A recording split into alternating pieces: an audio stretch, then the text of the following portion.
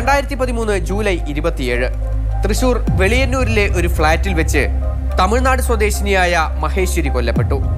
കഴുത്തറുത്ത നിലയിൽ ക്രൂരമായായിരുന്നു കൊലപാതകം. മഹേശ്വരിയുടെ ഭർത്താവ് പുതുക്കോട്ട സ്വദേശി ശശികുമാർ വീട്ടിലെത്തിയപ്പോഴാണ് കൊലപാതക വിവരം പുറത്തറിയുന്നത്. മാത്രമല്ല, വീട്ടിൽ സൂക്ഷിച്ചിരുന്ന 8.25 ലക്ഷം രൂപയും മഹേശ്വരിയുടെ സ്വർണ്ണാഭരണങ്ങളും കൊലയാളി കവർന്നിരുന്നു.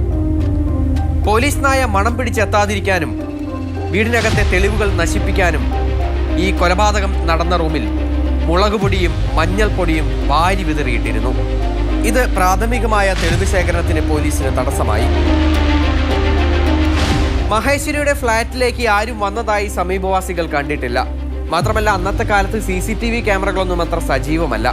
മഹേശ്വരിയുടെ ഭർത്താവ് ഒരു കാര്യം പറഞ്ഞിട്ടാണ് വീട്ടിൽ നിന്ന് പോയത്: അപരിചിതരായ ആര് വന്നാലും വാതിൽ തുറക്കരുത്, പണം അകത്തിരിപ്പുണ്ട്.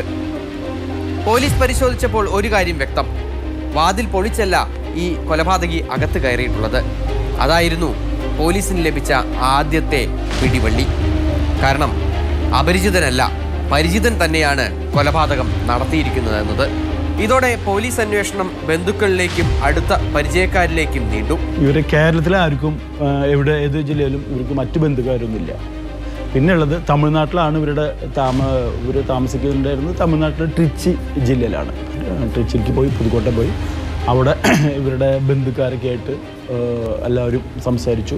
കുറേ പേരുടെ സ്റ്റേറ്റ്മെൻറ്റ് എടുത്തു. സാധ്യതയുള്ളവരുടെ കുറേ പേരുടെ സ്റ്റേറ്റ്മെൻറ്റ് കുറേ പേരൊക്കെ ചോദ്യം ചെയ്തു. അവിടെ അതിൽ ഇവരുടെ തന്നെ ഒരു ഹസ്ബൻഡിൻ്റെ ഒരു ക്ലോസ് റിലേറ്റീവ് ആയിട്ടുള്ളൊരു പളനിസ്വാമി എന്ന് പറഞ്ഞിട്ടുള്ളൊരു 49 അദ്ദേഹം ആണ് ഇവരുടെ വിവാഹം നടത്തി കൊടുത്തത്.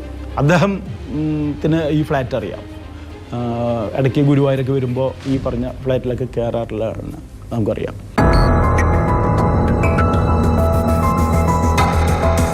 കൊല നടന്ന വീട്ടിൽ നിന്ന് ഒരു മൊബൈൽ ഫോൺ ലഭിച്ചിരുന്നു. അത് പ്രതിയുടേതാണെന്ന് സംശയം തോന്നി. വിശദമായി പരിശോധിച്ചപ്പോൾ തമിഴ്നാട്ടിൽ നിന്ന് കൊണ്ടുവന്ന ഫോണാണെന്ന് മനസ്സിലായി.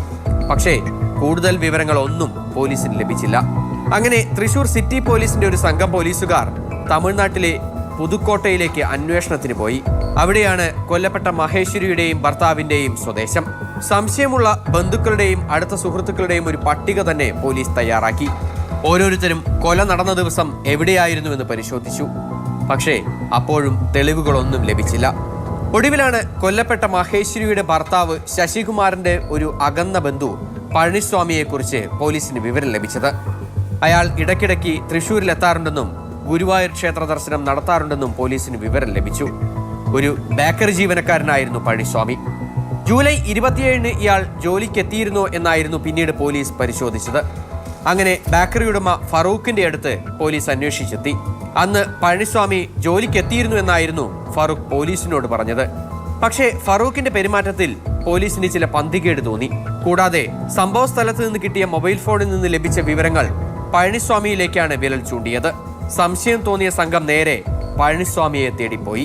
വരും വരായികളൊക്കെ നമ്മൾ പറഞ്ഞ് മനസ്സിലാക്കിയിട്ടുണ്ടായിരുന്നു. അപ്പോൾ വൈഫൊക്കെ പറഞ്ഞു, അറിയുന്ന കാര്യങ്ങളൊക്കെ പറഞ്ഞു കൊടുക്കൂ, ആ പോലീസുകാരോട് പറഞ്ഞു കൊടുക്കും എന്ന് പറഞ്ഞപ്പോൾ ഇല്ല, ജോലി ചെയ്യുന്നുണ്ടായിരുന്നു, ഇതിനെക്കുറിച്ച് ഈ മട്ടനെ കുറിച്ച് അതൊന്നും തന്നെ അറിയില്ല എന്നുള്ള രീതിയിൽ തന്നെയാണ് സംസാരിച്ചത്. അപ്പോഴേക്കും പോലീസ് എത്തിയിട്ടുണ്ടെന്ന വിവരം ഫറൂഖ് പഴനിസ്വാമിയെ അറിയിച്ചു. പോലീസിന് ചില തെളിവുകൾ ലഭിച്ചിട്ടുണ്ടെന്നും അയാൾ സംശയമായി പറഞ്ഞു. അപ്പോൾ അവിടെ നിന്ന് കുറച്ച് ദൂരെയാണ് ഈ പറഞ്ഞ വർക്കിംഗ് പ്ലേസ്, ഈ ഫാക്ടറി. അപ്പോൾ എന്നാൽ ശരി, ഫാക്ടറിയിലേക്ക് പോവാം എന്ന് പറഞ്ഞിട്ട് നേരെ ഞങ്ങൾ ഫാക്ടറിയിലേക്ക് ഞങ്ങൾ ചെന്നു പഴനിസ്വാമിനെ കാണാൻ വേണ്ടിയിട്ട്.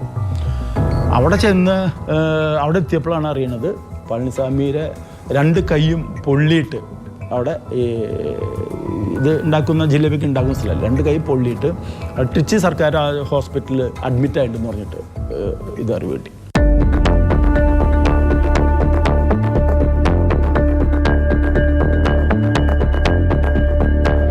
പോലീസ് പഴനിസ്വാമിയെ തേടിയെത്തിയപ്പോൾ അയാൾ ബേക്കറിയിൽ പലഹാരങ്ങൾ ഉണ്ടാക്കുന്ന ഇടത്തായിരുന്നു. തന്റെ വിരലടയാളം ഉൾപ്പെടെ എല്ലാ തെളിവുകളും പോലീസിന് ലഭിച്ചുവെന്ന് അയാൾ മനസ്സിലാക്കി. അപ്പോൾ ആദ്യം അയാൾ ചിന്തിച്ചത് ആ തെളിവുകൾ നശിപ്പിക്കുക എന്നുള്ളതാണ്, വിരലടയാളം ലഭിക്കാതിരിക്കുക.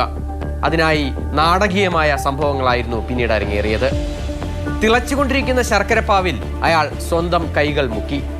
2 കൈകളിലും പൊള്ളലേൽപ്പിച്ചു. 30% പൊള്ളൽ അയാൾക്കേറ്റു. അതോടെ ആശുപത്രിയിലേക്ക് പ്രവേശിപ്പിക്കേണ്ടി വന്നു.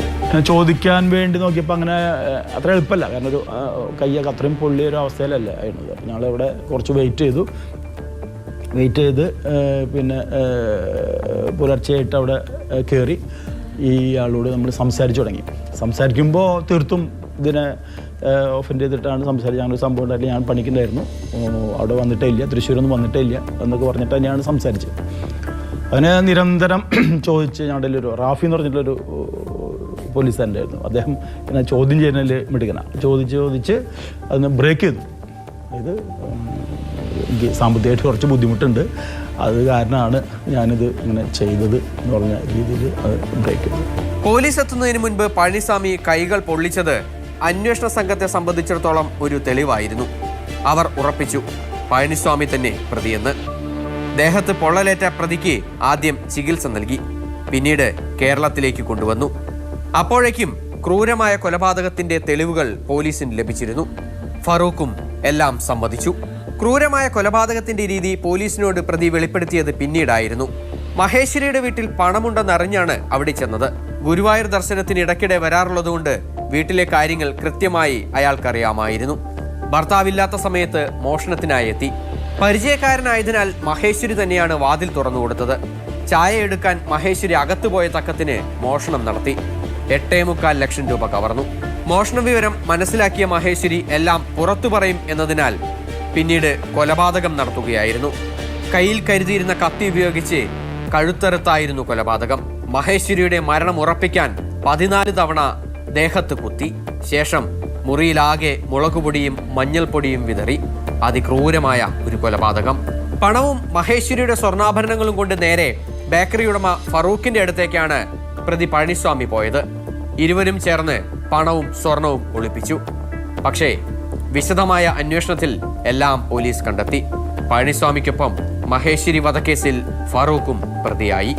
അങ്ങനെ ഒരു കൊലപാതകം നടന്ന ദിവസങ്ങൾക്കുള്ളിൽ കേരള പോലീസിന്റെ അന്വേഷണത്തിന്റെ മികവിൽ കുറ്റവാളി പിടിയിലായി.